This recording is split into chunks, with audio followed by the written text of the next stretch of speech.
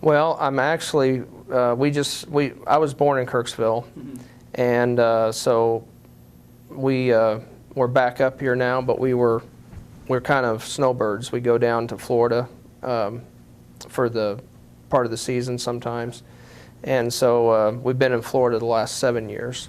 Okay. And so. And you, what is the name of your political party? Just for our political party is America's Party. It was America's Independent Party, and it came about in 2008 when Dr. Alan Keyes ran for president, and the Republican Party refused to count his ballots, and they basically, Dr. Keyes and our founder Tom Hoefling left the Republican Party at the convention because they heard them talking about in the meeting how they were going to fool the Christian right. And Dr. Keyes is a strong Christian. Tom Hoefling is a strong Christian. They did not feel that they wanted to be associated with the Republicans any longer. They abandoned the party at that point and started looking for a party for Alan Keyes to run. They first went to the Constitution Party and found that some of the same issues there on the core issues of our country were basically being ignored. So that's when America's Party was formed. And America's Party, obviously,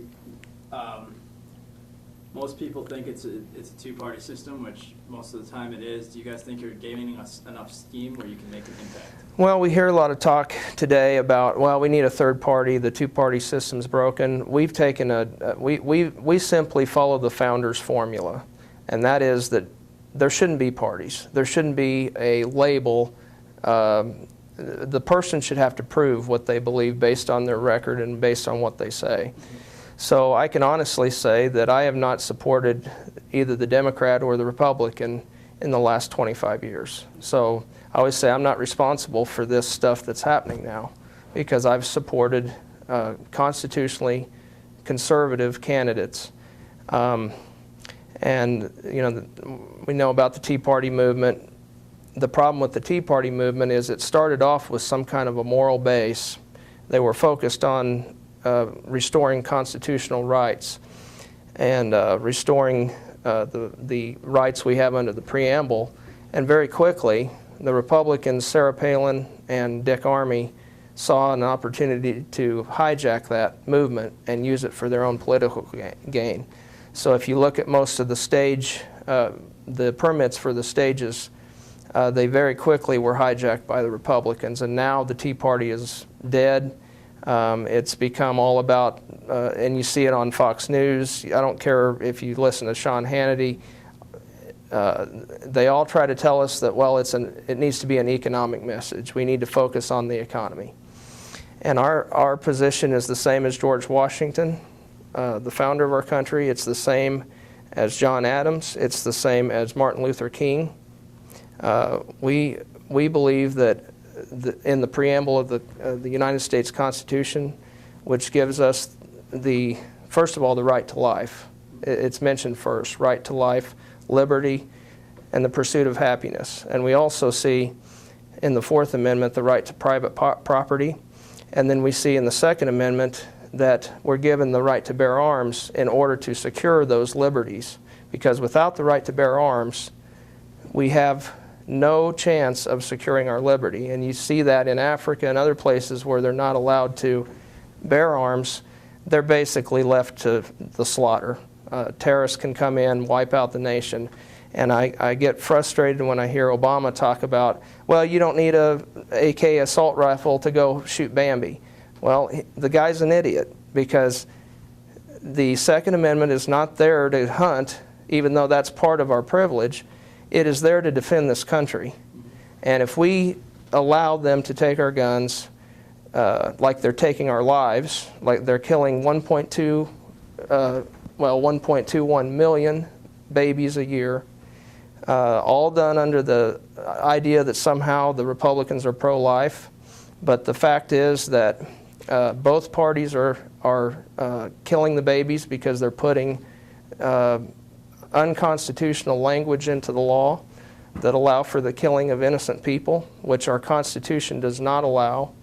The preamble is very clear that life has to be protected, all life. The Fifth Amendment makes it clear that unless they have committed a capital crime, they are protected. Life is protected. And so those are our main plumb lines, and we believe that and it's not just us, but there's many throughout history that have always said that these are the core principles that America was founded on, and if we don't focus on those, then we won't have a republic. And the Republicans, I did not vote for Mitt Romney, I did not vote for John McCain because they had nothing to stand on. They abandoned those core principles, as did Obama, as did Bill Clinton, as did George Bush Sr. Even Ronald Reagan had some problems, but we did run Alan Keyes, like I say, in 2008 for president. He was stonewalled. He was kicked out of the debates. They did not want the American people to get to hear our message. We are constantly persecuted. Every year I hold up banners and usually go to an election site and help hand out literature about what we do. Last year in Florida, I was there from 7 a.m. to 7 p.m. when the polls closed. The NBC affiliate came, and they wouldn't interview me, they wouldn't show me at all, but they ended up setting their camera up right in front of my banner, and then they conducted an interview basically to hide my banner. We've had strong arm tactics. Alan Keyes was arrested by the Republican Party just to silence him, just to keep him from talking. If you want to see a great debate, you can go to YouTube and just type in Keyes versus Obama, and you'll see a debate between Dr. Keyes and Barack Obama when he ran for Illinois Senate. The interesting thing there is Barack Obama ran as a Democrat. Alan Keyes had the Republican. He ran as a Republican. The Republicans would not support him. They would not give him any funding, and they actually threw their support behind the liberal Barack Obama. And so I always say that the Republicans basically created Obama, because they did. If you look at 2010, when the Republicans took over, the so-called Tea Party freshmen, the first thing we get out of it is a raise in the debt ceiling. We get a funding of abortion, funding of abortion through the Affordable Care Act, but they funded that. Now, if you look at what the newly elected Republicans are doing in their leadership, they are siding with executive orders that are unconstitutional. Obama should have been impeached. His offenses are so egregious that they're going to have to apologize to Richard Nixon. He has broken so many laws, and it would be an easy impeachment, but the Republicans have no spine and won't do it. Those are some of the things that our party believes should be done, and I think most of the American people believe that.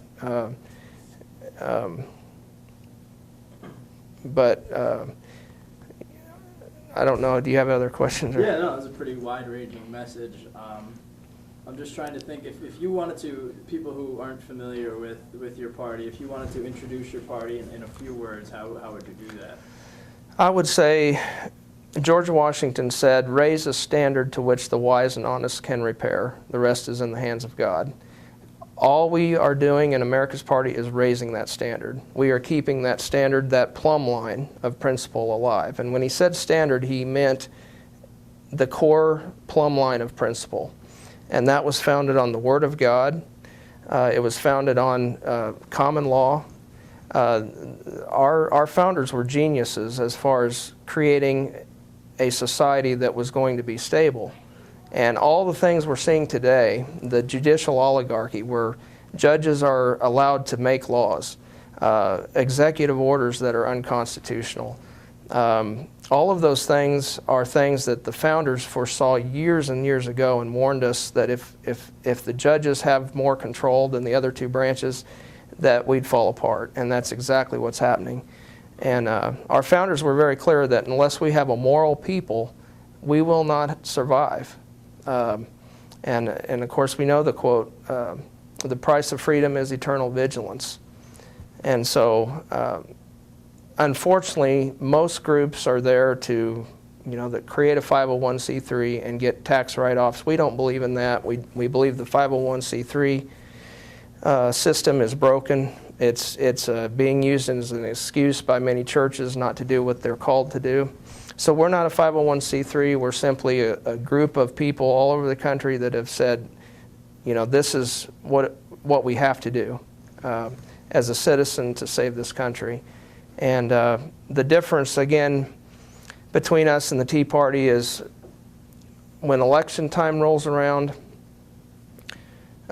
we don't just vote for the lesser of two evils. We believe that that's what's destroying the country. People saying that they believe that abortion's wrong, people saying they believe that gay marriage is wrong, but yet they go out and they vote for people like Mitt Romney, who supported gay marriage, and actually went as far to force the local clerks, county clerks, to issue marriage licenses to homosexuals. He also, part of Romney Care is $50 copay abortions. And we believe that if you say you believe something, that you should back it. So what we do is we have a conference call twice a week, and we have had since '08.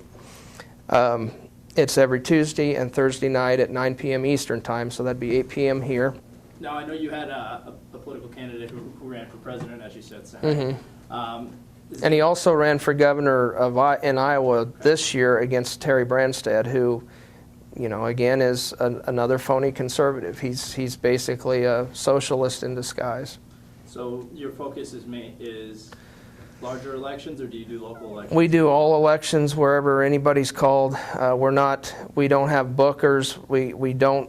The other interesting thing about our party is we do not accept donations. We believe that money has corrupted the parties. So we rely on people like myself that are here free of charge on our own will. So we don't accept donations, and we try to get everybody that understands the principles of America to run for office. So we've had, like I say, Tom Shaw was elected. We've got a guy up in Maryland right now that was elected. What's his name? Out in Colorado, won by a landslide with no money. He had, other than maybe $50 or $100 or whatever the people donated to him, he ran on his own money. So, we don't play the same games. Our strategy is activism. We focus on sharing principles with people, and we believe that if people understand those principles, then they will conduct themselves, the way their conscience dictates that they should at that point. And we simply ask people to sign 2 pledges. There's a Protection for Posterity pledge, which basically says that you will not support any candidate that is killing innocent children and thus violating their oath of office. Their oath of office is to, first of all, follow the preamble of the Constitution, which is to protect life, liberty, and the pursuit of happiness.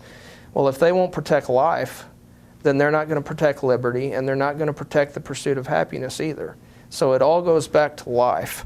And we make a pledge, our people are pledged, and we think all Americans should be pledged to not support candidates that violate their conscience. If you go to church, if you're a Christian, then, and those beliefs, you say those beliefs matter to you, then you're sinning when you go out and you support the lesser of two evils, and you're actually destroying this country. I don't blame Obama. I don't blame the liberals for destroying this country.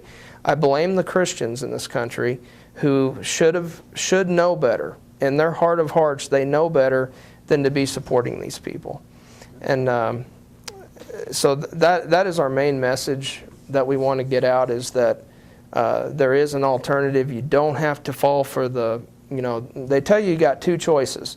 In the last election, there were 8 men running for president. One of those guys was Tom Hoefling. He was the only person that would have protected the marriage amendment. He was the only person that would have stopped abortions. There was no other conservative on there, and yet we were demonized by churches, Christians alike, that said, oh, well, we got to support the lesser of two evils. And this is the result. We have a country that is absolutely very close to anarchy. And my record, honestly, in 2000, I did a radio show, and I said in that show that we will have all-out persecution in America. I said that many of the things, such as the fact that pastors are being arrested now and they're losing their businesses because they won't marry homosexuals, all of those things are things we foresaw years and years ago and warned people about. And we're just continuing to raise those standards because I don't know if you've seen the book of Eli, but it actually, it's pretty prophetic, I believe, in where we're going to be, because without a focus on the Word of God, our society won't make it. It's the plumb line that all secure societies are founded on. And, we're not a Christian group, because we believe that, every American should hold to the Constitution. They should understand the rights they have, and they should want to fight for those rights, whether you're a Christian, whether you're Jewish, whether you're Muslim, whatever you are. Those principles have to be forefront. And unfortunately, we have a lot of so-called Americans nowadays that do not hold to those core principles, and we don't believe they're qualified for office. And unfortunately, that's about 99% of the people in office currently have violated their oath by supporting these fetal pain bills and these phony pro-life bills, and supporting gun control, and supporting going against the right of people to bear arms. Those are all violations. So if somebody wants to join in on the conference call or the conversation or the movement for you guys, how would they do that? Yeah, very simply, I'm Ryan, and I'm actually the elected vice president of the party down in Florida, and but I'm involved in the Missouri party as well. And we don't think of us as a party. We're actually a movement. We don't believe that we need parties at all. I would like to just see people run with their names on the ballot, so that people actually have to research who they're supporting. So we're not trying to become the next third party. We just simply, we don't care if you're Republican, we don't care if you're Democrat, we just want you to vote according to America's principles. And those principles, we believe, are stated very clearly at selfgovernment.us. And you can look at the platform tab, and it will bring up the platform. And then there's 2 pledges there that we ask people to read and to consider standing by. And we think that if our politicians, if our citizens would simply do that and then follow through, we could change the country very quickly. My phone number is also a quick way to get a hold of me to get involved in the conference calls. That phone number is 727-798-1101. The conference call number and the ID is also found on the right side of the page at selfgovernment.us. I have a local Facebook page here for people in Kirksville. It's facebook.com/America's Party of Northeast Missouri. Or you can just type in America's Party of Northeast Missouri in the search box. It'll bring it up. You can like it, you can send me a message, and hopefully we can organize here locally. But we want to start by taking inventory of our local government and look at our city council, our mayor. I haven't met him yet, but I'm sure there's some issues there that such as property taxes. I believe property tax is a clear violation of the Fourth Amendment. which says that there should be no search and seizure, and that a person has the right to be secure on their property and in their papers. And I believe that when you're imposing code and you're imposing fees on a person, you've violated that right. So I would like to see a local candidate run that with the idea to get rid of property taxes altogether. And the beauty of it is it actually stimulates the economy, because you can raise more revenue through a 1.6 cent sales tax. And I encourage all the mathematicians out there to put me to task on that.